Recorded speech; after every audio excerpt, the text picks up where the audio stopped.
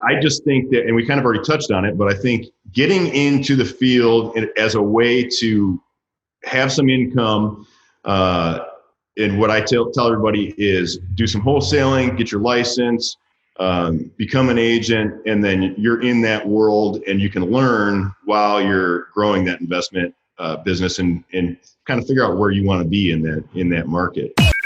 Welcome to the Accelerated Investor Podcast with Josh Cantwell. If you love entrepreneurship and investing in real estate, then you are in the right place. Josh is the CEO of Freeland Ventures Real Estate Private Equity and has personally invested in well over 500 properties all across the country. He's also made hundreds of private lender loans and owns over 1,000 units of apartments. Josh is an expert at raising private money for deals, and he prides himself on never having had a boss in his entire adult life. Josh and his team also mentor investors and entrepreneurs from all over the world. He doesn't dream about doing deals. He actually does them, and so do his listeners and students. Now sit back, listen, learn, and accelerate your business, your life, and your investing with the Accelerated Investor Podcast. So, hey, welcome back to Accelerated Investor. I am so excited to be on this journey with you and talk about the war stories of real estate and entrepreneurship and help you along with strategies and tactics and stories to help you achieve all of your goals as an entrepreneur and as a real estate investor. For all of you who've been sharing all of our episodes on social media, on Facebook, and through all the different podcasting platforms, I want to thank you for that. And you can tell some of the guests that we've had lately on the podcast are people that are actually listeners of the podcast who have an amazing story.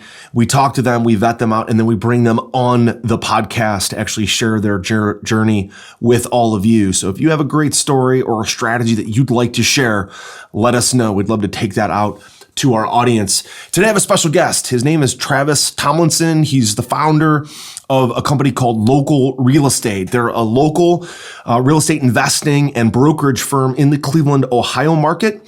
They do about 30 to 35 transactions per month, both listing properties, working with buyers who buy properties, as well as flipping properties and wholesaling properties. For those of you that remember, back in 2016 and 17, I told a story about how I built and grew a real estate brokerage and eventually sold it. My brokerage was very investor friendly. Well, Travis and his partner Adam have taken that concept and grown it even much bigger than I did back then, to the point where they're now doing about 300 to 400 transactions a year.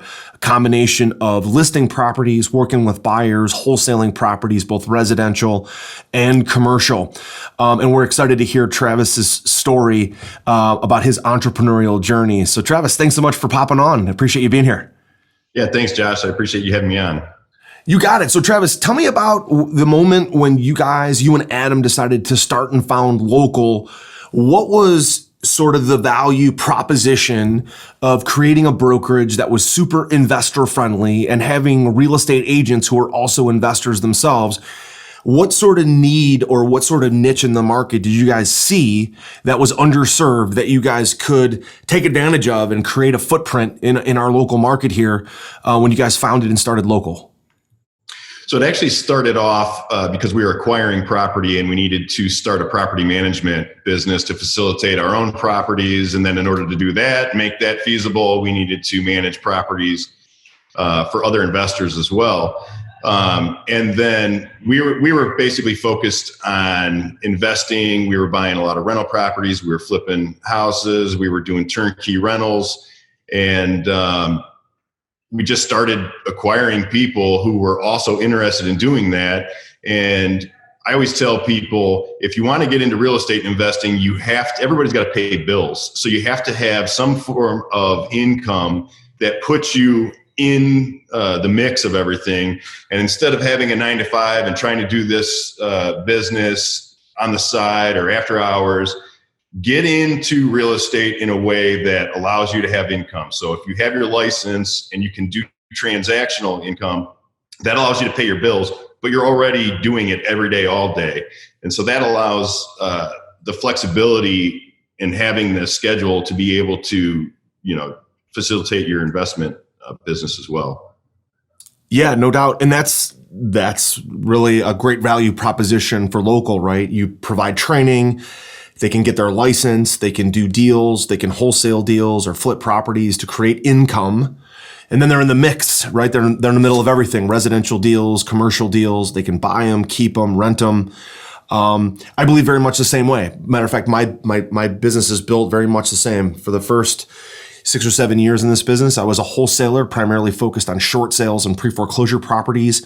Then when the crash happened, we got really big into flipping properties and doing huge rehabs and doing 20 or 30 or 40 of them a year.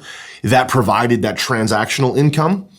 And then as we've grown, now we're a huge private lender for both flips and for resi and commercial deals, as well as for long-term permanent financing. That's kind of the day job, if you will, in order to take the profits from the day job and invest them in income properties that provide long-term permanent, income and passive cash flow. It sounds like you guys are very much the same model, very much the same mindset. Yeah. So when I started investing in real estate was right around 2006. My first investment property was a duplex right on Baldwin Wallace College. I graduated from Baldwin Wallace. So it was a natural fit for me. Just bought a double, rented out the other half to some college kids. And so that was my first rental property that I had. And soon after that, we were flipping properties, maybe 4 or 5 a year, just really trying to get away from my day job, which was finance. I was doing mortgages for a couple different banks and trying to make that leap into just being a full-time investor. And so I didn't have much, I wasn't spoiled too much because soon after that, 2008 happened and that's when the crash occurred. So financing was very difficult to obtain at that time.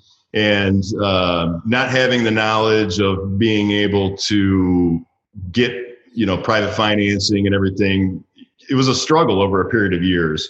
So we would flip a couple properties, then we have some cash, and then we'd buy a rental off of that. And that's kind of how we funded our deals. And as you know now, it's a completely different ballgame where money is actually probably the easiest thing to obtain. And deals is that's where you're making your money, is being able to find those deals. So right. we transitioned from flipping, then it became, it was tough to find financing, FHA deals and everything for residential homeowners. And we kind of turned our niche over to turnkey rental properties where you're dealing with cash investors and then you're not tied up trying to find people to get financed. So that evolved into us acquiring more property and then us being more involved in the investor world. And that's kind of how we got into the property management, into the brokerage and that type of stuff. Yeah. It's interesting. Out of all the podcasts we've done, hundreds of them, and all the students we have and people we've lent money to, the recurring theme I hear, Travis, is nobody really is today doing what they thought they'd be doing when they started. And that's one of the things I love about this business is the ability to say, I want to get into real estate, but I don't really know what flavor I like. It's like walking into Mitchell's Ice Cream in Strongsville, Ohio, and there's 40 different flavors of ice cream. And you're like, I know I like ice cream, but I don't know which one I want to eat. With real estate, very, very, very much the same. When I interviewed Tim Bratz, or I interviewed Steve Morris, or I interviewed some of our clients and students from all over the country, none of them are really doing today anything really close to what they thought when they first got going. They just knew that real estate created millionaires if you did it right, if you bought assets and hold on to them long term. And it's very much, what you're doing today, I would imagine, is not exactly what you thought when you graduated from BW, but you've morphed into it. So let's talk to the listeners and our students who maybe want to get into real estate but don't necessarily know exactly what to do. What advice would you give them based on your experience now for 10, 12, 14 years? What advice would you give them to kind of get started? And then what things have you done right over your entrepreneurial journey over the last 10 or 12 years to get you where you are today? And what kind of advice would you give them on kind of picking a niche? Because within real estate, there's a million different ways you can slice this thing, whether it's rentals, turnkey, Airbnbs, being an agent, title company, mortgage broker, wholesaler, flipper, commercial real estate. Like there's a million different things to choose. So tell me a little bit about that story. Are you doing today anything remotely like what you thought you were when you first got started? How did that journey change? And what advice would you give our audience based on what you've learned? Yeah, so I read Rich Dad, Poor Dad like a lot of people, and that was what really inspired me. You know, I come from a blue collar family. I wasn't taught real estate. I wasn't, my dad had a couple rental properties, but you know, that was something that he was kind of doing on the side. So read the book, really got kind of motivated as a way to kind of come up and build wealth and build passive income. And so I was determined to do that. And I decided I'm going to get in some sort of field that facilitates me learning while I'm also in that field. And that's kind of why I ended up getting into finance. But what you're touching on is basically adaptability. You know, you have to be able to adapt in this market. And like you said, I'm not doing now what I kind of set out to do. And you have to be able to kind of see things coming and know what to get into, when to kind of maybe transition into another field. Today, you know, flipping is very popular. It's very easy for people to get financing for, you know, homeowners on the retail side. So, you know, you kind of have to have a pulse, I guess, for where the market is and where it's going. And I just think that, and we kind of already touched on it, but I think getting into the field as a way to have some income, and what I tell everybody is do some wholesaling, get your license, become an agent, and then you're in that world and you can learn while you're growing that investment business and kind of figure out where you want to be in that market. Whether you want to be a landlord, whether or not you want to just focus on stockpiling cash, whatever it is your goals are, get in the field in one way or another as a way to generate income, because everybody's got bills to pay, rent, mortgages, car payments, and everything. So you have to be able to get in there in some way. And so that's what I tell everybody is get your license and get in that world. And that's what we teach everybody is how to wholesale and how to generate income while you're learning the business.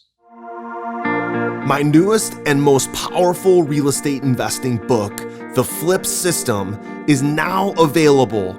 And for a limited time, you can grab your free copy at getflipsystem.com/podcast. Using the same proven principles, secrets, and investing strategies I'm sharing in this book, I've been able to personally close over 750 highly profitable real estate deals over the last 15 years, make over 400 private lender loans, raise over $30 million of private money, and acquire over 2,000 units of apartments.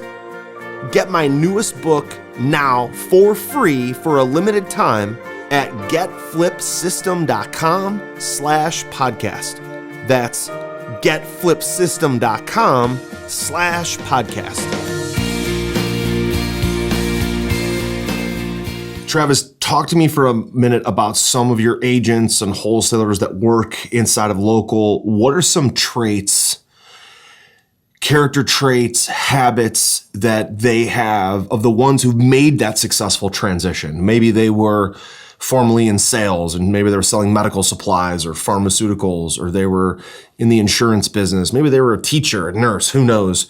And they've successfully come into local. They've made that transition and now being successful at doing transactions, replacing their income in real estate. What are some things that you teach them? What are some traits that they do or habits that they have on a regular, daily, weekly, monthly basis for those ones that have successfully made that transition? Because once they're in it, I don't know anybody that gets out of it, right? It's like every friend I have that's made a transition into real estate, doing it full time, none of them ever leave. They just keep doing it. They adapt. They stay with wholesaling, or maybe they're moving up to commercial properties, but it's the transition that's kind of the hard part. So what are some of those traits that you observed? Yeah, so you've got to take a leap at some point.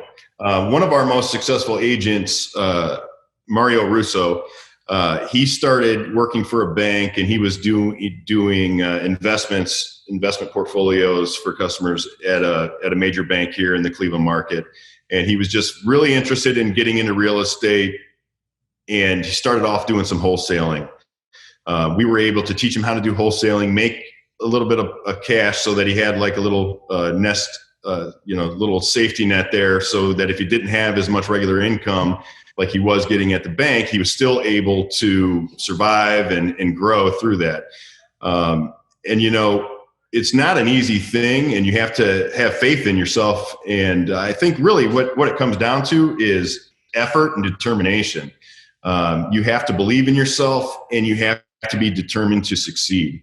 And if you have determination and you're willing to put in the effort, I feel like anybody can be successful in the business. But it's easy for somebody to jump in, not get that paycheck that they're used to, and get disgruntled and kind of lose focus on what it is that they're going after. But Mario was able to do that and able to triple his income within a year and a half. And he's super successful. He's now our sales manager. He's been with us for 4 or 5 years now. So he was with us pretty much right when we started. And he manages, he's our sales training manager, and he also does a lot of recruiting for us now. So he also has rental properties. He flips quite a few properties a year. He's a great example of somebody who is just really determined and puts in the effort day in and day out. He's always prospecting. He's always doing the right things that we teach. And it's kind of like, it's easy to maybe think that you have your own ideas and you're going to do this or do that. But if you just stick with the bread and butter stuff, that's how you're successful. Just stay with it and be persistent in doing the things on a daily basis that's going to make you successful. We kind of tell everybody it's kind of like a funnel. You have to have so many appointments to get so many deals, and then you have to have so many deals, and not every deal is going to close, obviously. So you have to. You can't just sit around and babysit the one deal you got going on. That next day, while you got that deal signed up, you have to go out and find new deals so that you have the right pipeline in order to be successful. Yeah, I agree with that. Real estate works. The question is, are you going to work it? Right? It works. Right. I tell everybody, what makes you so special that this won't work for you? Because it's worked for thousands of people. It almost makes me laugh, Travis, when I hear somebody say, yeah, does real estate investing really work? Yeah. It's like, do you know how many people, hundreds, thousands, tens of thousands of people that own rental properties and do flips and have a full-time career in real estate? What they're really saying is, will this work for me? And what I tell them is, it will work for you if you work the system. Like if you have a system like the local system of finding deals, getting in, being an agent, wholesaling properties, if you have a system to follow, you don't need to be good at everything, just good at really one niche to create that income. So what makes you so special that this won't work for you? Because it's worked for so many others, right? So it's my way of reframing to somebody who's second guessing real estate for me to say, really, the problem isn't real estate. The problem is you. The problem is, will you work the system? Are you going to stay determined? Are you going to put in the effort? Because for everybody else that is determined and puts in the effort, it works for them. Regardless of what niche they pick, it's something that they do and that they're successful with. Yeah, I completely agree with that. And we've got people that come in from all different kinds of fields. We've got people that come from sales, and we've got people that one of our best wholesalers came from, he was managing a bunch of pharmaceutical offices. So it doesn't necessarily, you don't have to be a salesperson. You don't have to have any formal training. You can come from multiple fields, right, and you can be successful if you're determined and you listen and you seek out those people that can mentor you. And, you just do the daily things that are going to make you successful. That's right. Travis, what are your thoughts on, obviously, I know where you come from because you teach people both wholesaling and you do it, and to get their real estate license and also list properties. Many people ask me, I want to be a real estate investor. Should I get my license? So what are the benefits as a real estate investor of having a license? Obviously, you encourage all your people to invest and get a license. So what are the benefits of that? And also, what are any kind of licensure requirements, disclosure requirements that once you put on that realtor hat, that you have to make sure you disclose to people, because you can never really take the hat off once you have that real estate license? Yeah. So our broker, Roman Ternasky, has been in the business for almost 40 years. He handles all of our compliance items and making sure that everybody stays above the water as far as really what it comes down to is disclosure. So if you have your license, you have to disclose that you're an agent. If you're going out wholesaling, you have to let them know that you have that expertise. And as long as you do that and make it very clear to them and say, hey, look, I'm an agent, but I'm not here representing you. I'm here representing me. That's what it comes down to.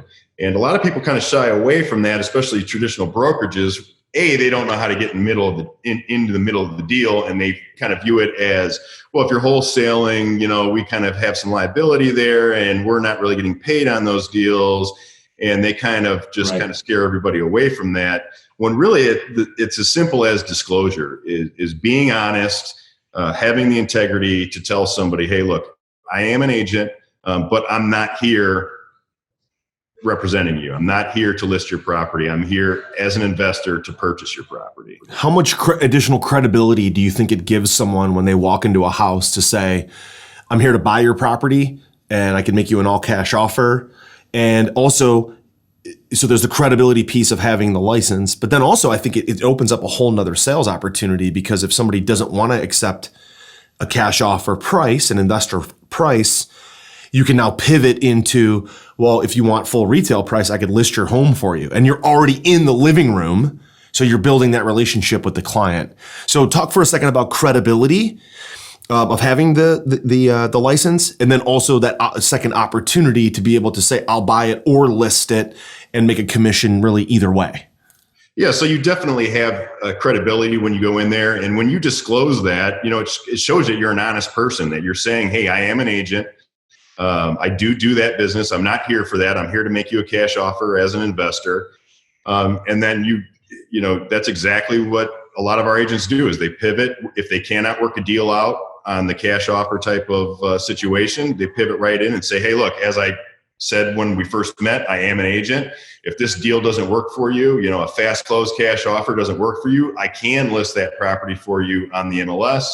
And that's kind of why I tell everybody, you got to get your license, because you're already there. You already put in the effort. You made that phone call. You did your cold calling, or you're driving for dollars, or whatever effort that you did to get in front of that appointment. And if you don't have your license, you're just passing up on all that income that there is to earn. No doubt. Yeah, you've already spent the money on marketing, or you spent the time to prospect and farm an area.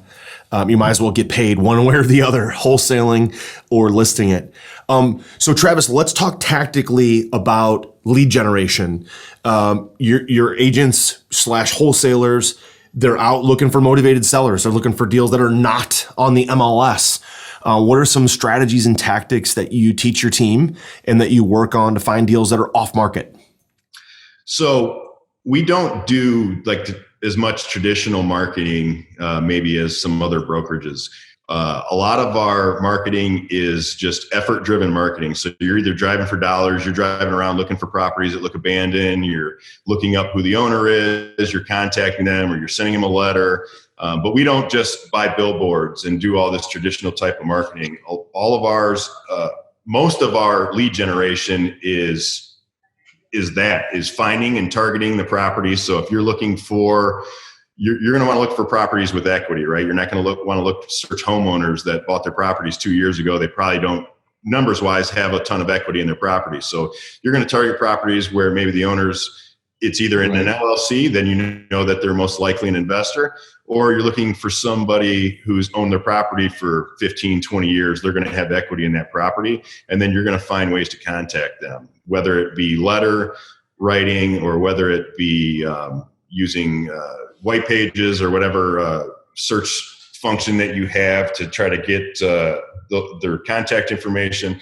And, it's a little different. It's not like we're out here selling Kirby vacuums. We're saying we want to buy your property. So it's a little bit more of a warm cold call, I guess, than to say, you're not really pitching them on selling them something. You're pitching them on buying what it is that they have, buying their asset. Are you ready to automate and explode your real estate investing?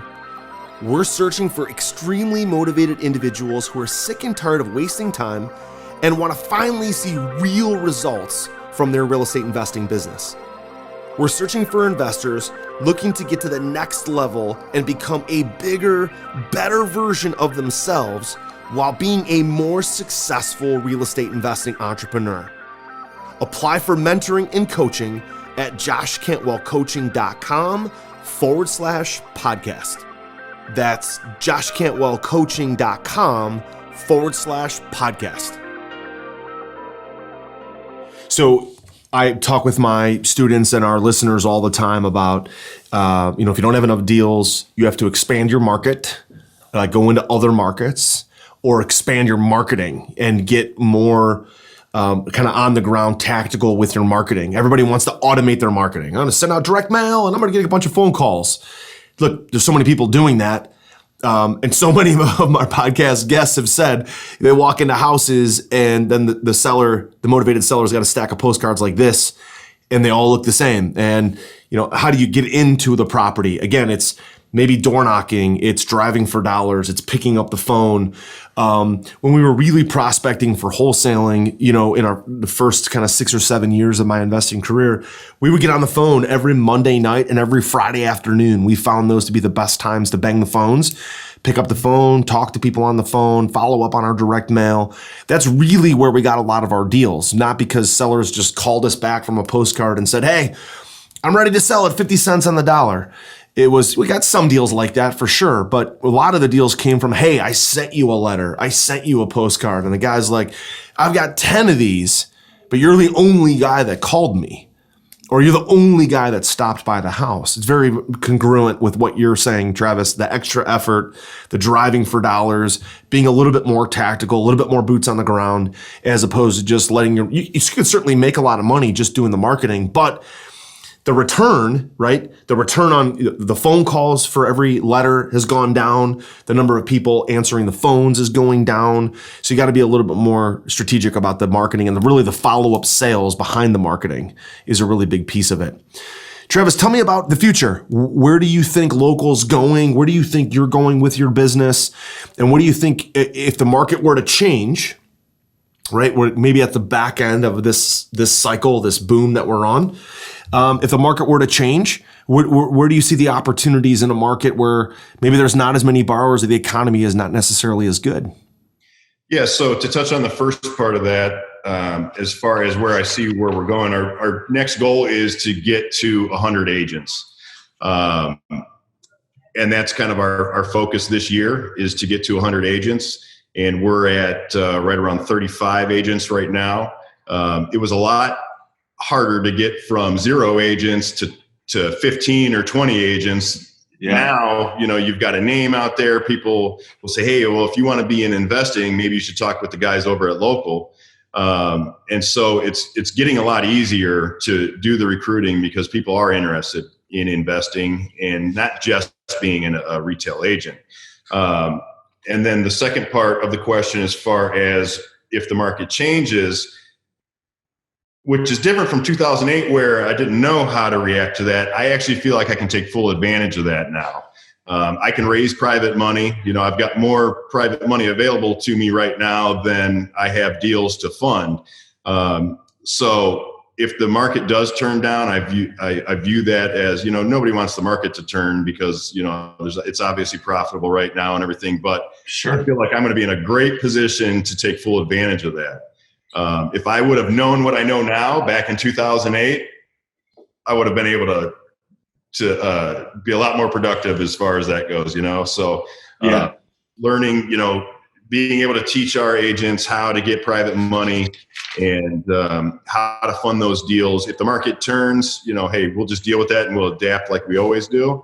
And we'll just be in a position where that may be where we're going to be trying to acquire more residential singles and doubles. And, the market has, the prices have increased over the years.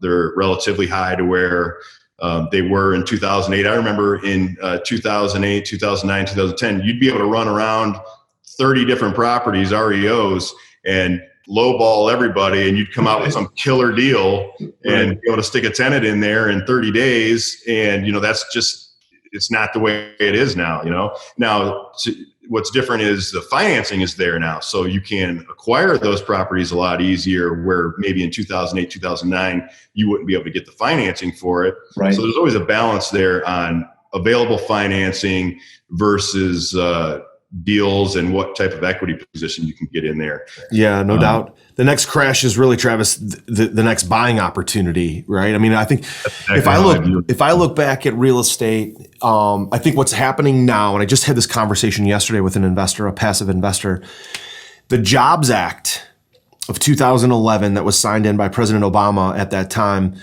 the Jobs Act and the opportunity to do crowdfunding and the opportunity to do a 506C private placement memorandum and securities exemption, those are all important. Although the average investor doesn't use those, I don't think people give Obama enough credit. I don't care which side of the aisle you're on, okay? That piece of legislation for real estate investors has brought private lending in real estate investing as on a passive scale. It's brought that right to the front of the market. So crowdfunding platforms, 506C, federal securities exemptions, people raising money for multifamily and developments and all this different stuff. That's why the market's flooded with cash right now, because there's so many ways to invest in real estate versus before 2011, it was basically only a 506B, federal securities exemption, and private lending. And it just wasn't as well known. And I think what we found is your local mom and pop investor is now reaping the benefits of the fact that so many more passive investors, both accredited and non-accredited, are just familiar with private lending. They're familiar with private lenders, hard money lenders, crowdfunding platforms, syndications, PPMs. And I feel like that's a massive windfall for the average mom and pop investor, that they don't even know where the credit belongs. They think, oh, there's so much money in the system. Let's reverse back and let's understand why there's so much money in the system. It's because, one, legally you could raise more money. Legally, there's more crowdfunding. Legally, there's more PPMs. But that has created a certain amount of brand awareness or product awareness, if you will, that now I think, a lot of the more advanced investors I talk to, they're all saying the same thing, which is I have more money than I have deals. So I want to make sure we recognize that. That's one of the amazing things that Obama, I don't care if you love Trump or Obama, I don't really care about any of that right now. What I care about is let's recognize what that did for us. It did an amazing thing for us.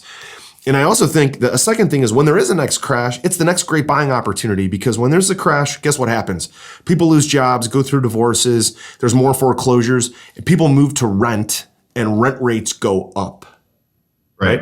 So it doesn't matter, even if we're at the top of the market now, it's always going to be profitable to buy, renovate, and rent that property out, especially in a down market, because even if the property value goes down, because the comps are lower, that's okay, because the rent's going to go up. And if you bought that asset to own that asset for the rest of your life, it doesn't matter if the value goes down by a little bit during the next crash or the next recession. It doesn't matter. What matters is how much cash flow am I getting? And you're gonna get more cash flow in a recession. So I wanted to go on those two little rants for a second. I don't know if you have any follow-up thoughts on those.